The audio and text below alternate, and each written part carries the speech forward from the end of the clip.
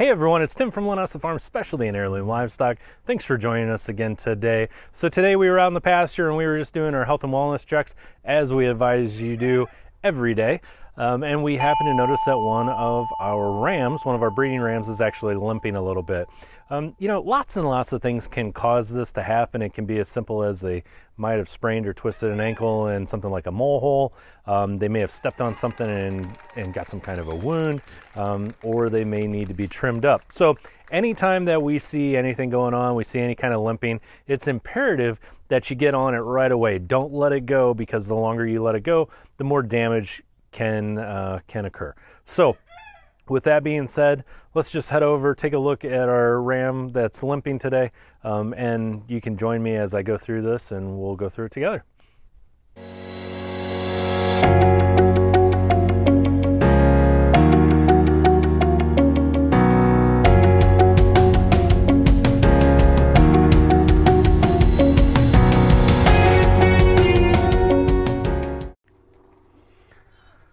So instead of chasing him, you can see we just put down some food. We're going to let him eat a little bit of grain. So he's actually in a contained pen with his buddy here. They're not breeding at this time for us.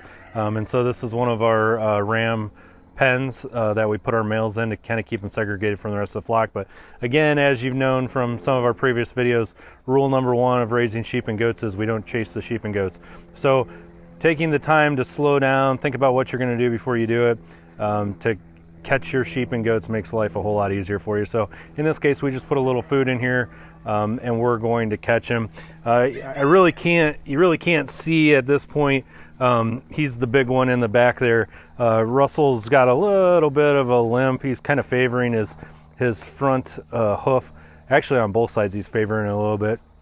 Chances are he just needs to be trimmed up a little bit, but we always want to check him out and make sure that there's no damage done. We've got some trees here in our tree line at Linessa Farms that are hedge apples. You may know them as hedge apples or Osage orange, but they do have some pretty gnarly thorns in them, and every once in a blue moon, one of the branches will fall down and they'll actually step on one of those thorns and get them up in their foot, and we just want to make sure there's no trauma.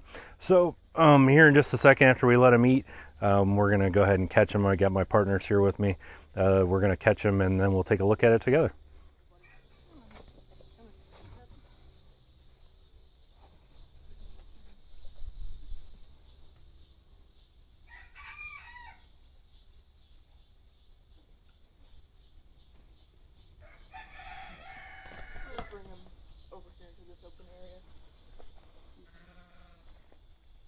All right, so while we got him, we're just going to go ahead and give him a once over. You can see his eyelids are very, very pink, so we know no worm load or anything like that. He's looking healthy. Got a little bit of scabbiness up on top of his head right now from where he's been arguing with his friends. But in this case, we've talked about flipping them in some of our videos. In this case, I'm not going to flip them. I'm just actually going to break the leg back at the joint and take a look at it. And in this case, you can see, yeah, he was actually, believe it or not, he was trimmed completely down at less than 4 months ago. But he's a white face. He grows rather quickly, and you can see that he's just overgrown. I'm going to clean this out. I'm going to take my pick here and ever so gently kind of clean this out and see what I'm getting into, and kind of take it from there. There's no foul smell. That's something that I often look for or smell for. I want to make sure that there's no foul smell. I don't see any bleeding, any discharge. I don't see the hoof wall itself is very good all the way up to It's nice and healthy, and I don't see, like I said, any discharge. I'm also going to look in between the front toes and make sure nothing's stuck in there, but in this case, yeah, everything looks good. Nothing in here that concerns me. So I've got it cleaned out at this point.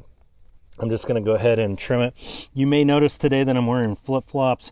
Dumb idea, don't do it. Nope. One of those things where I say do as I say, not as I do. You wear flip-flops in here and basically you're just setting yourself up for something traumatic to happen. You're going to get your foot stepped on. You're going to get tore up or get hurt. So Just take your time. You know, you can always take more off. You can't put more hoof back on. So you want to make sure that you don't overdo it. So in this case,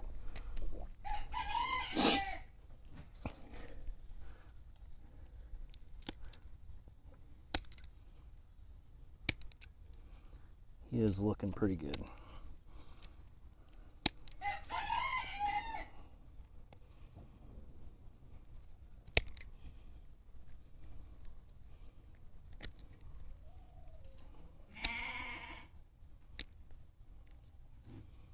Got a little bit of damage here. It looks like he might have stepped on something. If you can see right here.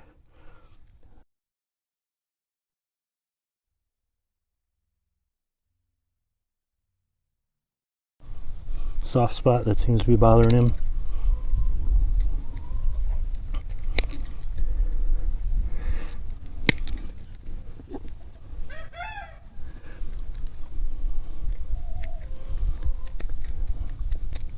Yep, so that is probably her culprit.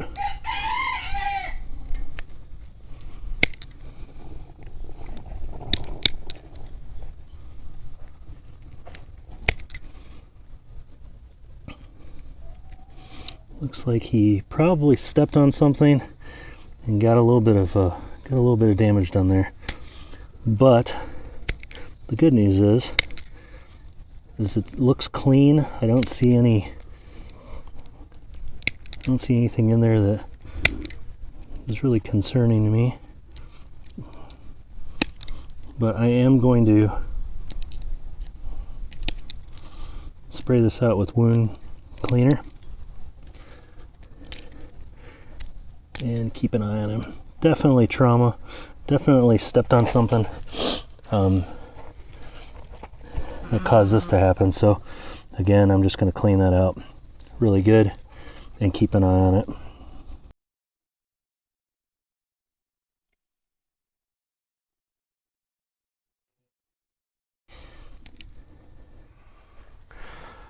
All right, so I don't have hoof rot, but I am going to use the Dr. Naylor hoof and heel on this just to make sure that I don't get anything in there that's going to cause any kind of an infection.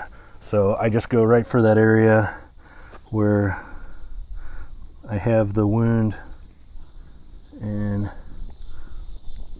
just let it soak in there really well.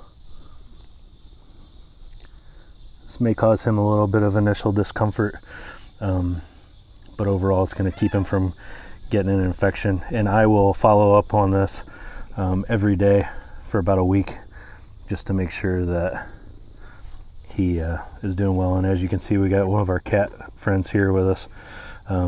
She's getting ready to have kittens, so she loves everybody right now. Okay, so that's it for that. And of course, while I've got him, I'm just going to go ahead and trim up the other hooves. And you'll notice when you go to trim up the hooves on your animals, the front ones are generally going to be much better than the back ones. The back ones are going to be a lot longer, and that's because they can get to the front ones, they can chew on them, rub them, scratch them, where the back ones are difficult for them to get to. So with that being said, we'll do our little time-lapse montage here and go through and get the rest of them done.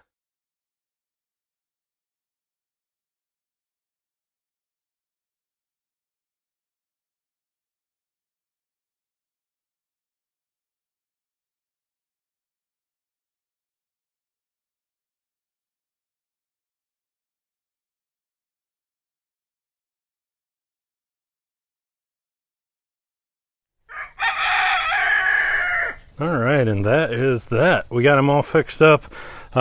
We got all the hoofs trimmed on him. It did appear that, as a matter of fact, you know, that little puncture wound that we saw on his front foot was the culprit. Everything else looked really great. We went ahead and trimmed up all his hooves anyways. So that's it. We'll just follow up with him every day for about a week, make sure that that stays clean and gets healed up properly, and take it from there. He should recover fully and we shouldn't have any underlying issues. That reminds me of another point I just wanted to make. You know, we went ahead and cleaned up our area in here yesterday, and that's something important that I want you to do as well. When you're out looking at your animals, go ahead and just kind of take some time to do a once over of your area. Make sure there's not any foreign objects or debris that are laying around that may injure your animal if they were to step on them. Check for mole holes, check for stray pieces of barbed wire, branches, things like that. Keep your area as clean as possible. With that being said, I'm Tim from Linessa Farms Specialty and Heirloom Livestock. Thanks for joining us again today, and we look forward to seeing you again next time.